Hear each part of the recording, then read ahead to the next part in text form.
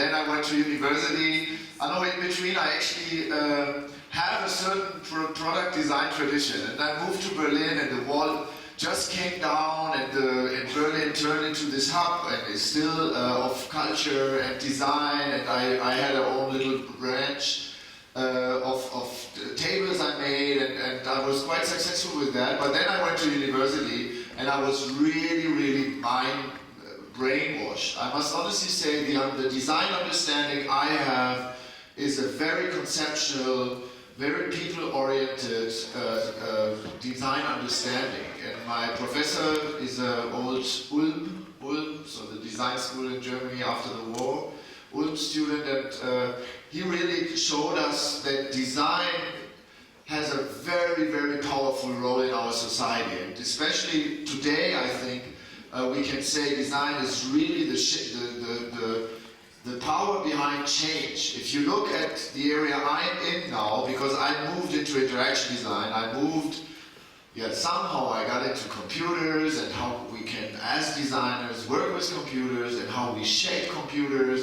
And computers today, technology today is everywhere, and it's really easy to handle and easy to be creative with this. And it is up to designers how we use it and what this world will look like. We have now 45% of this population in the world having mobile phones, and soon, within the next 10 years, maybe every citizen will be connected to technology. And it's not a technological question of what this and how this will change the world. It is a question of design. The apps, the way we work together, the services we are offering, these are design decisions, and they are being more and more approached through design. In California, for example, a lot of the startups now are funded by the investors. They require at least one designer in the funding group, because they see it is, as I said, less about technology and more about design, whether a service or a new idea is successful.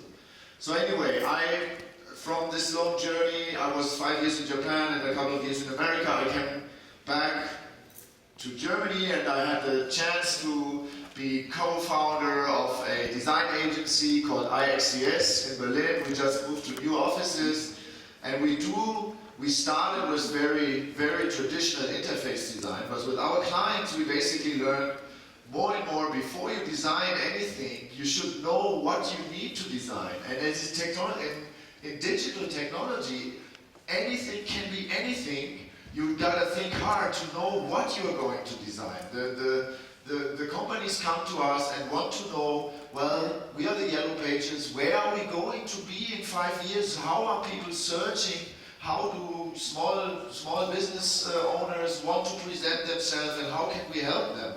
So it's not about, well, putting the pixel here and there. It is really about the service behind it, and then you come up with a solution of whether it's an app or whether it's a call center, or we did a lot for the car industry. So it's an interesting field to be in, because you always work in teams. This is nothing a person can do by themselves. You need user researchers. You need people who understand people, who can involve people into a design process. You need, of course, designers, screen designers who have a lot of experience. What is the current language? I mean, this is an exciting field. Imagine certain gestures a couple of years ago, nobody would have understood them, and today, from my little 1.5-year-old child to a grandpa, everybody knows, this is zooming in, and so on. So things are changing all the time. So you need designers, and then you need engineers. So we are very lucky that about 1/3 of the people are engineers, and that makes it exciting. So, but besides being a design agency, we are also launching our own products. So we're very excited about one product which is just going through the ceiling. About 10 people are working on that project. It's Fritzing, and it's a software which allows basically our experience of being designers to be transported and offered to other people. I very much believe in sharing knowledge and sharing experience. And what we built, and it came out of a research project funded by the government, by the German government. What we built is a software which allows people who are creative with hardware, and I will show you some examples later, to be able to produce their hardware. And it's a step which was unthinkable without engineers before we started that. And I think this is one of the big responsibilities we designers have, to offer tools to people to be creative themselves. The more people, the more creativity we enable in this world, the more interesting the world becomes. And with StreetSync, this is the tool we designed. A lot of people are designing really interesting things. We had a 13-year-old guy who built his own kind of robotic greenhouse, which takes care of the plants all by themselves. And two artists who built really amazing interactive architectural installations. And it's really nice to see how our experience as designers somehow open to the public, allow people to be even more creative. And I think your research with material will inspire a lot of other people. And your work,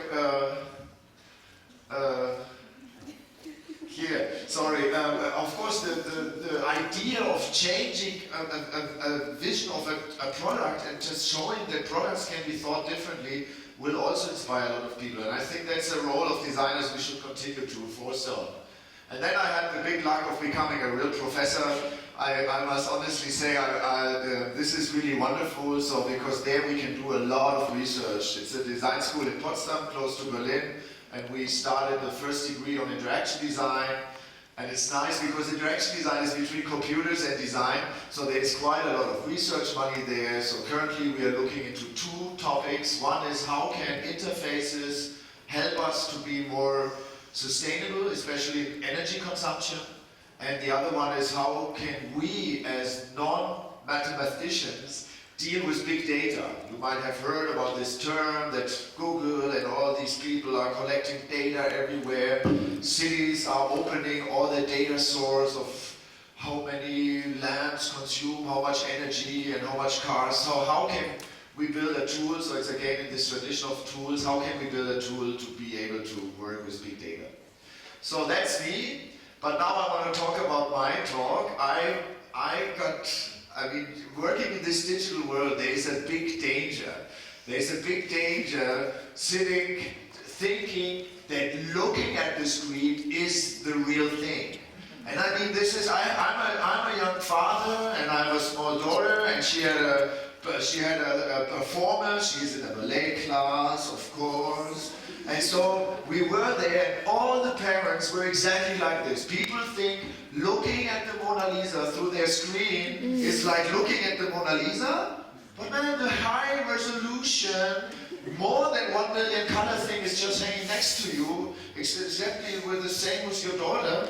And I really think we have to be very careful, especially those who work in the digital field, to not forget it's about supporting the real life and the analog life. Same with this. I mean, we all know this. We are always, and even now I can see a couple of friends being somewhere else, and it's really interesting that people really think that this digital world is trying to get so deep into our analog world, and there's a lot of psychological research who shows why we humans are so easy distracted into this world. And I think it's also one of the challenges and responsibilities to not make this matrix kind of thing, we are so lonely in our digital little device world, come true, and to find ways as designers to address this. Next one, is from a nice TV show, The Office. You see this guy, and there's kind of the same person, same shirt, same trousers like him, but of course much slimmer, walking around while he is like neglecting basically his body. I mean, he's standing there, everybody knows how unhealthy his life is, and he's playing to walk around in the city. Well, I don't know. And also this is the last one as an introduction. We are more than just these gestures I mentioned before. And that's I must say, I already thought we might cancel this event today because of the protests going on outside, because I think this changing the society is really an important task for us designers.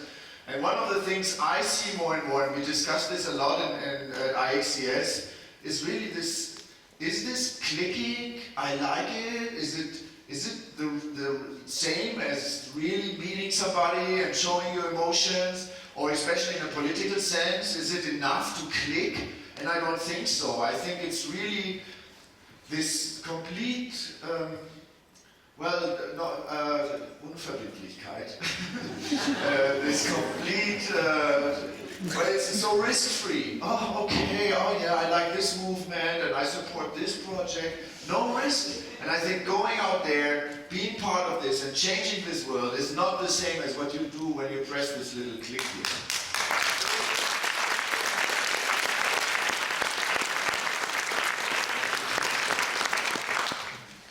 Okay, I have 7 topics. I have everyday's life, which I think we should have a closer look when we talk about empower the analog as we do when we work with computers in creative ways.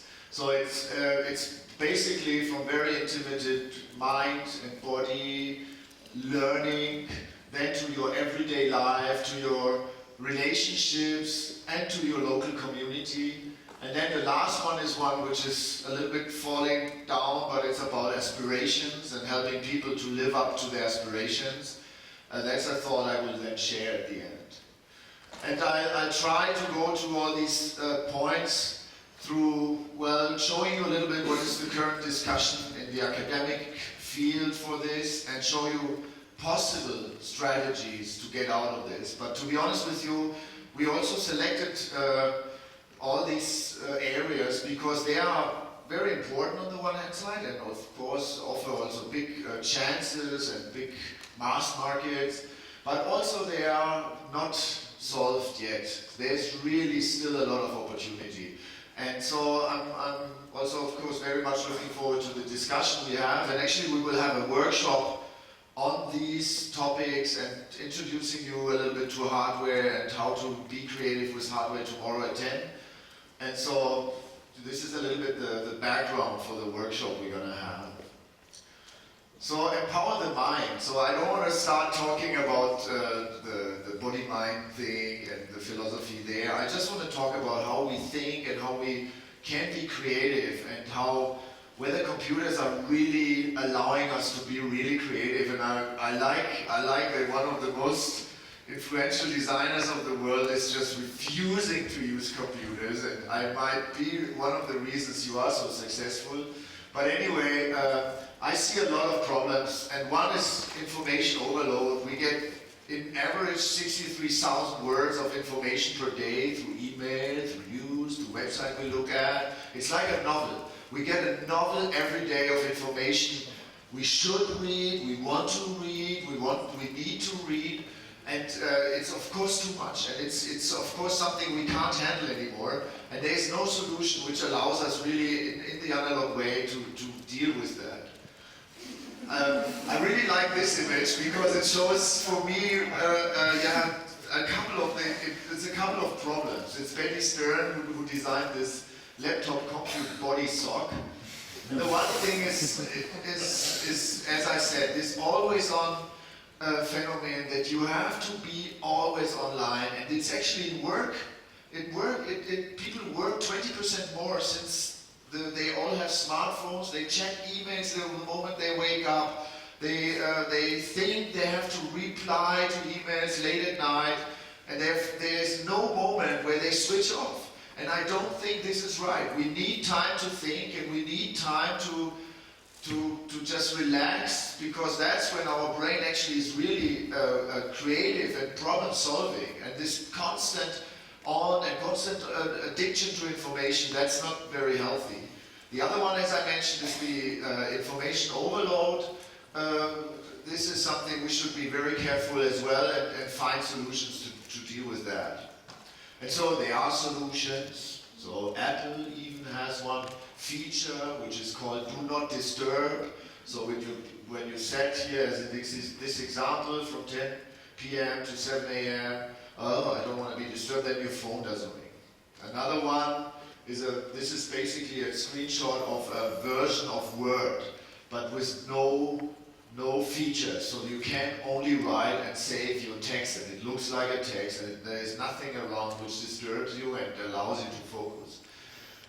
I'm not so sure about these solutions, to be honest. I think they are going in a direction, and they might be a first aid, first urgent help, but I think there's too restricting. I think we have to learn different cultures, and we have to design different cultures to come out of this trap.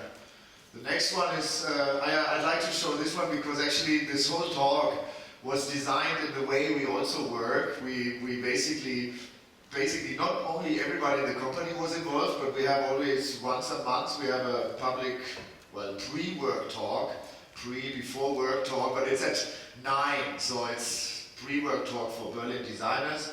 And one of the guys said, he actually would like to have, one of the people in the audience, Aaron, he said, I'd actually like to have a screen where only the thing I'm looking at is visible and the rest is black. He feels so distracted by so much on his screen. So just, a little example in that direction. Yeah, another direction, the Mellow Band is a Kickstarter project which was just getting the funding, which records your brain activity. So you're supposed to have it on your head. And it basically records it and reflects it, it allows you to reflect on yourself, whether you are now concentrated, whether you're in a state of relaxation, etc. And I think this is maybe a direction to go. We did this a lot in our research project. I'm looking at André, he was the leader of this research project. When you consume energy, how can you help people to reflect on what they actually do? But I don't know. I think maybe it's also more about a cultural thing. We should think more. Another aspect of mind, which actually leads over to body, is to think, and I think we heard this in the 2 talks before mine. To think, you need your hands.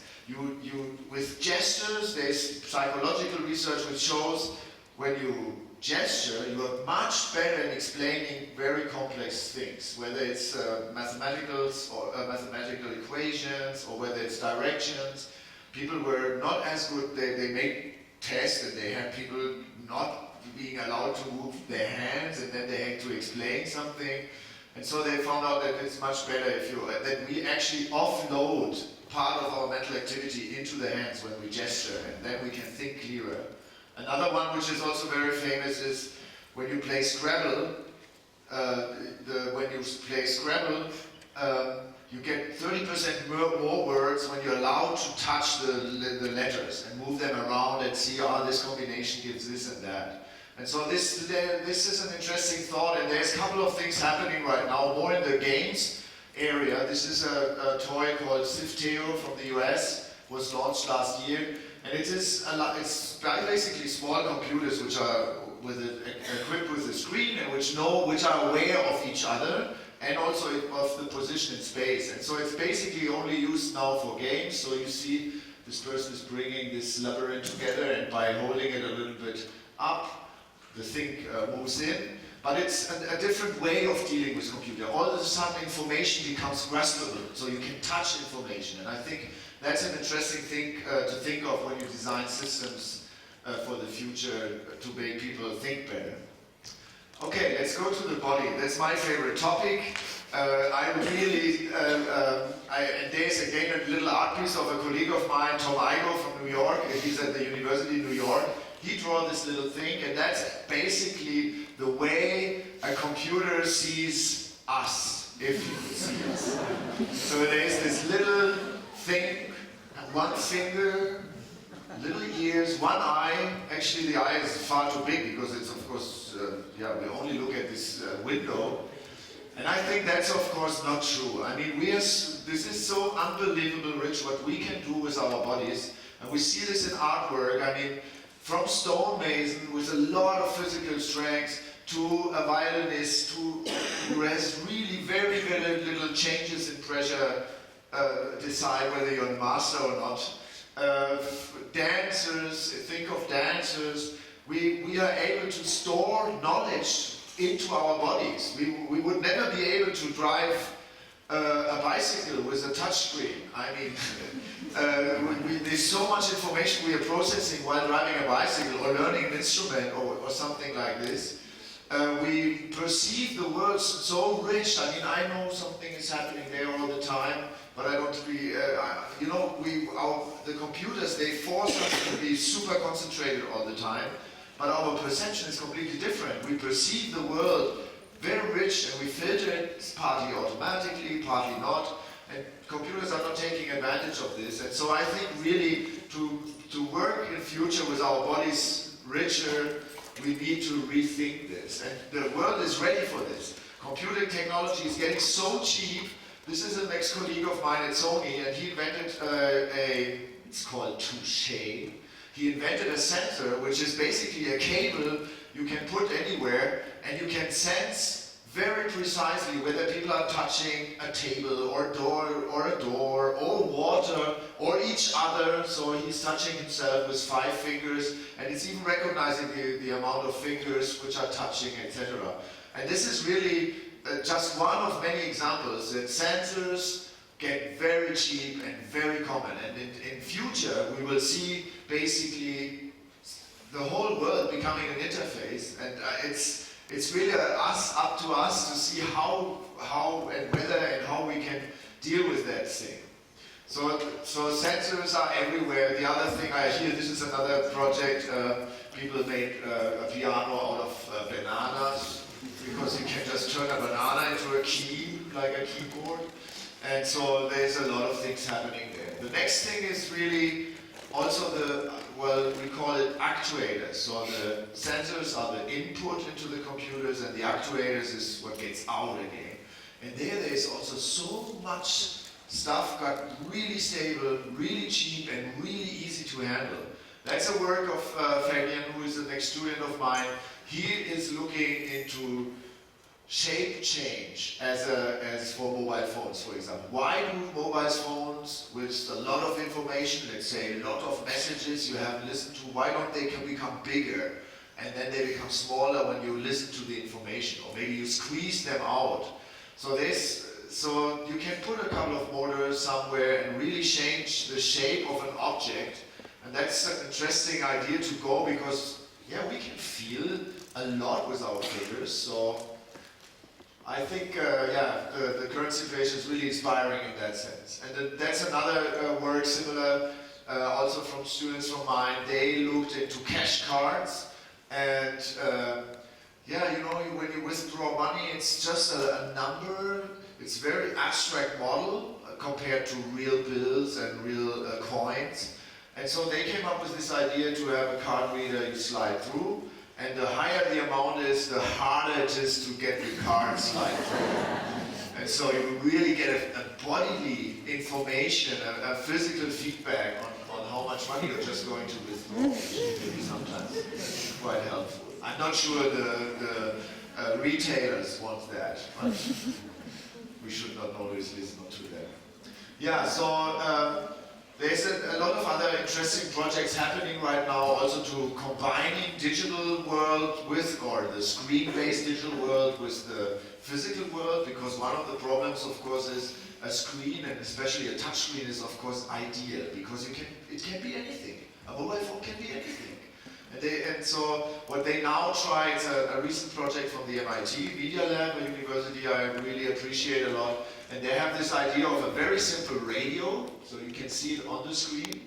And the radio only has basically one function: you turn it off and on, and that's it. And if you want to change the settings of this radio, you can use this augmented interface, as they call it. So you can hold, and the camera recognizes your radio, and then you can see all the options you have, and then you can change the radio station or whatever you want to change. And I think that's quite an interesting combination of simple interfaces in the daily use of objects, and then complex interfaces being outsourced to your smartphone for the more complex, interesting actions you have to do very seldom. Yeah, and what is really nice about physical interfaces, they are easy to understand. You don't need, for something like for a radio which looks like this, you don't need any instruction manuals or anything. You really understand immediately. You can see from other people using it, and just listen to the music. And I think that's an interesting observation, which leads over to the next topic about. This is a little jump. The slides are in the wrong direction. Anyway, so which leads to understanding and learning. So one of the aspects we see these days is that we, as I mentioned before, so you're very lonely in front of your computer, and it's very impolite, for example, to look what somebody is doing on a display, on his phone or on his computer. It's very impolite to go there and check out, and that's a big problem. I mean, how are we going to learn in future, and how are we going to share knowledge and experience with each other? I mean, the other thing which is interesting is, of course, the world, and this is something I really teach my students, and also that's why we do these tools. We shall not forget that that's a nice quote of a digital philosopher, Douglas Rushkoff, who said, well, either you program your tools yourself or you will be programmed. And if you are being programmed, things have been decided for you, and the people who decide things for you have their own agenda, and you should be very much aware of this. And that's currently a big problem, because we very often don't even know what's happening with us. When we use Google, for example, we have different results. Every person gets different results depending on his history with Google. And so the one thing of understanding which is really important, we need to open up the tools and the algorithms so that people can understand them and can be involved in them. And this is a big challenge. It's making something which currently we are, as humans, not able to make visible and make it visible to normal people. It's a very big challenge to get away from this complete dependency on digital and to be empowered to live your life as you want. And the other is really, as I mentioned, looking at somebody, how he learns. That's something actually which made us human, that we are able to look at somebody and we understand what he's doing. And in crafts, that's the way how you learn craft. You can only learn craft by watching somebody else. And actually in brain research, Vittorio Gallese is an Italian brain researcher. He came up with the concept of mirror neurons. He was working with apes, so the apes has all wires in his head, and he was sitting there with the ape in the cage, and then they already found, so then he was stealing a nut. So the researcher himself was stealing a nut from the ape, and the ape observed the researcher, and in that moment the same brain regions of the ape, which are responsible for activating the arm, were activated, even so he was only looking. And so the brain research theory goes like this, that our brain is doing exactly the same whether we are watching somebody or whether we are doing this action. And we only decide afterwards whether we will do the action or not.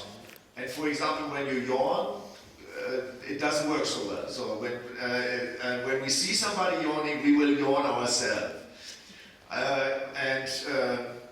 And actually they could even prove that when you look at somebody who does sport, your muscles grow also.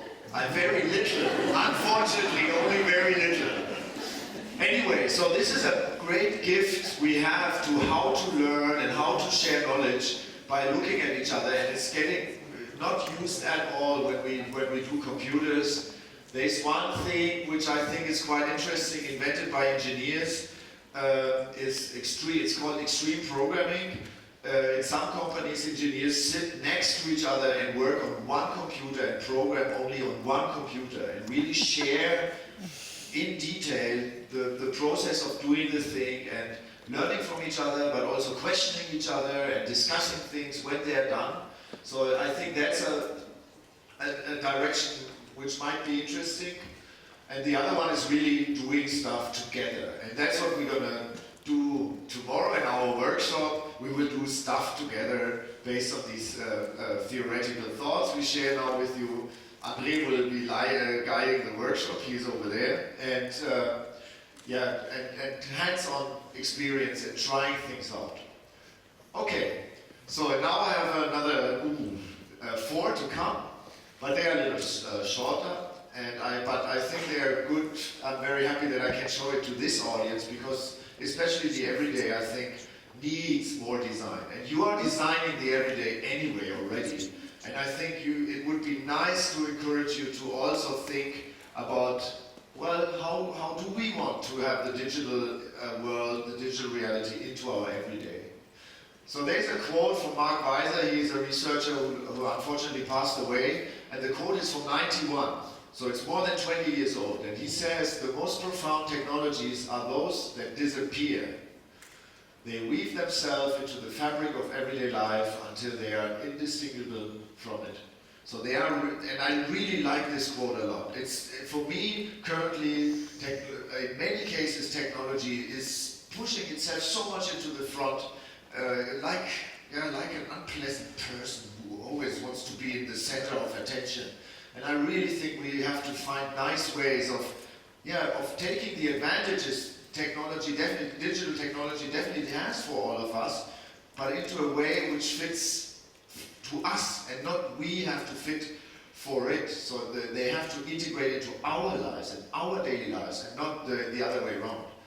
So, and this has been happening. I mean, this is nothing new. The example here is the heating. So everybody so in Berlin, when I studied, most cheap apartments still had a coal oven, so you had to really make fire yourself and clean yourself and understand when you make too much coal, then it's again too hot, you have to open the window, or if you forgot to heat, you will freeze soon. Then it turned into central heating with these nice objects. That's a nice heater from the 30s, into something which is completely invisible. A new house these days, especially low energy house, you don't even know what is the heater there.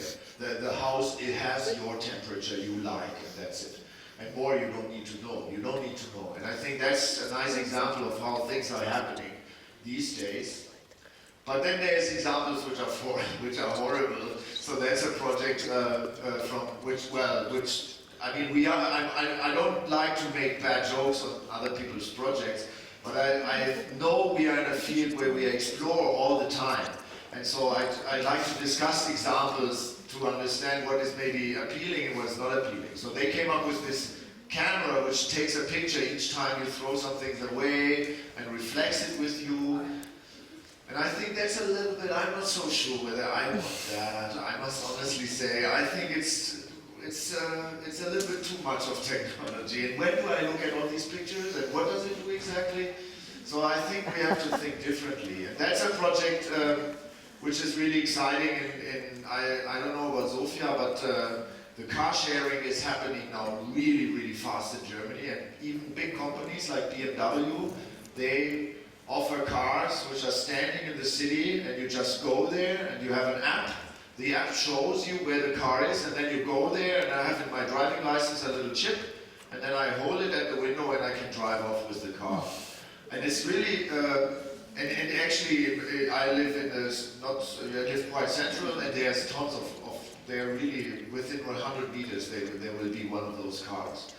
And I think this is interesting because this is a whole smart integration of technology into our daily lives for how we want to, what we need and how this can be offered, and the company can make some money. And it's really interesting. They're extremely successful. We're also working with them. They're extremely successful with this service. And that's, for me, really a good example about how technology, and one of the big trends in technology is that every object will be connected to the internet. They call this the Internet of Things. And there's already today more objects being connected to mobile phones networks than there's people.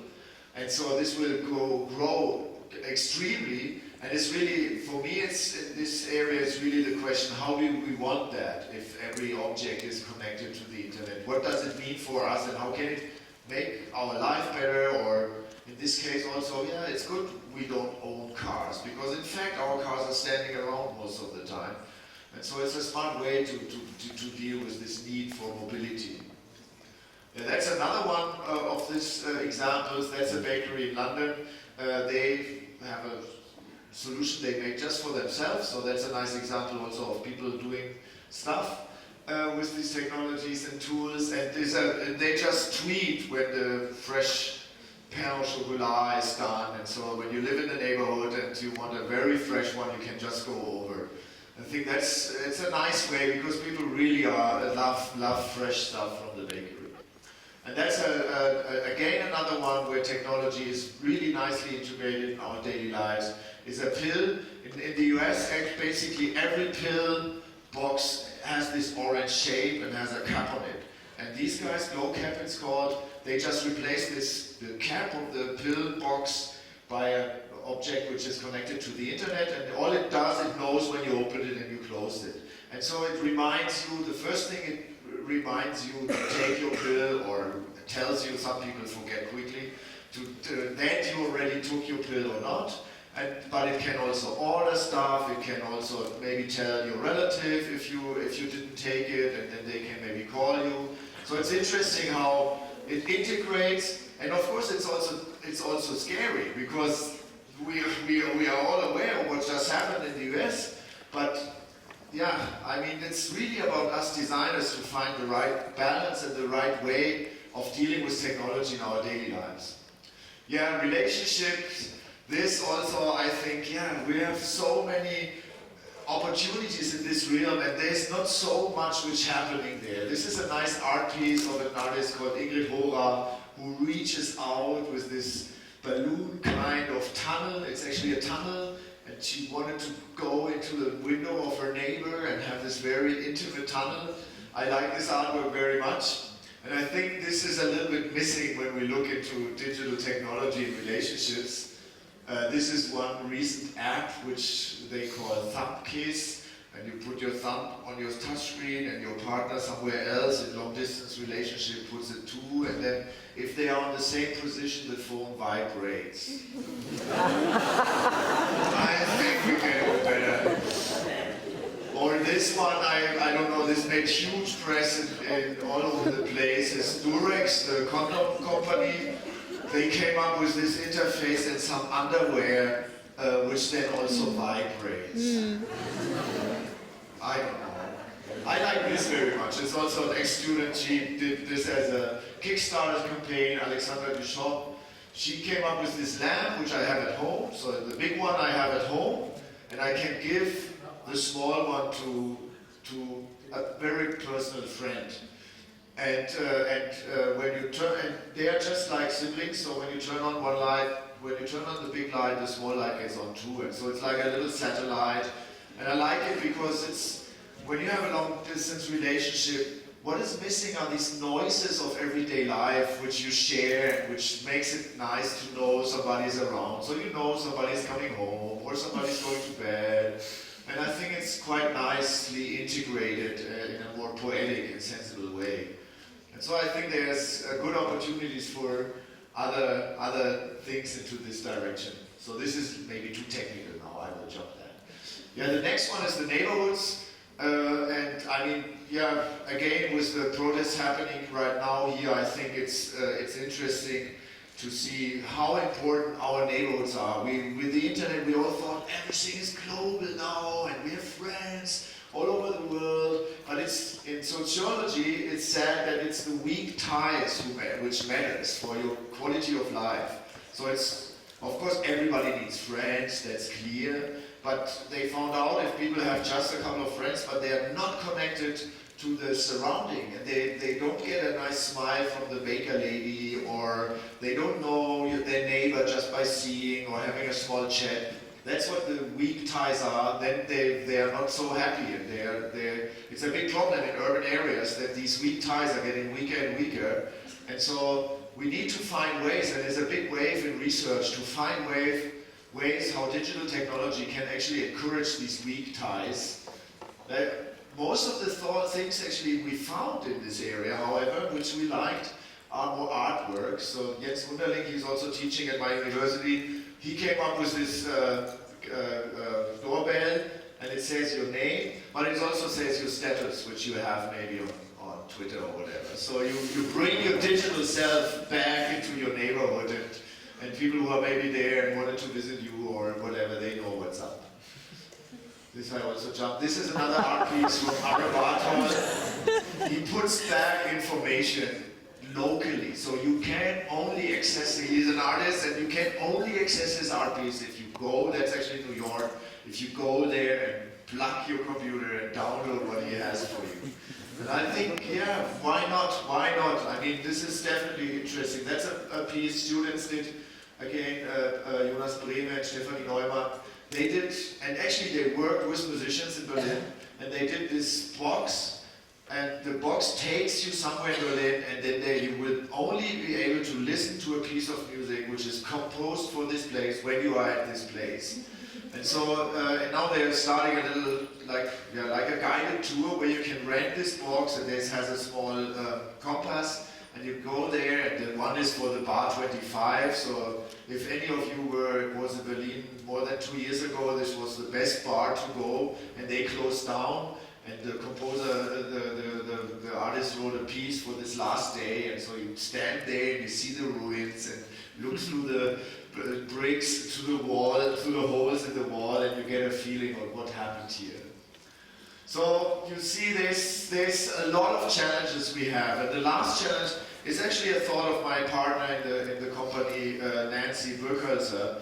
She says, basically, we have to empower the aspirations for the people. We live in a time, you all know this pyramid which says, okay, first we have to survive, so we need food, shelter and safety. Then the second is, yeah, we need love and self-esteem and belong. So this is all done, and I think we live in a time, and it's a rich time, we live in a time where we want to basically live up to our own dreams. And I think this is one of the important roles of designers, to help people to live up to their own dreams and to find tools, to design tools, or to design examples, or to be a role model, to really help people and encourage people to live up to their aspirations. And that's also a little bit the closing statement I have. We should really see how we can make, with our abilities as designers, this place, this world really nice and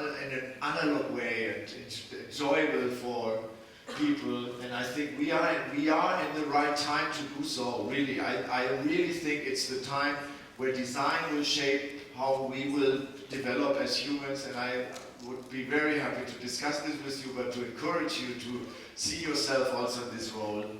And yeah, maybe see you tomorrow at our workshop. That would be very nice. It takes place at the university, I think. And that's it. Thank you.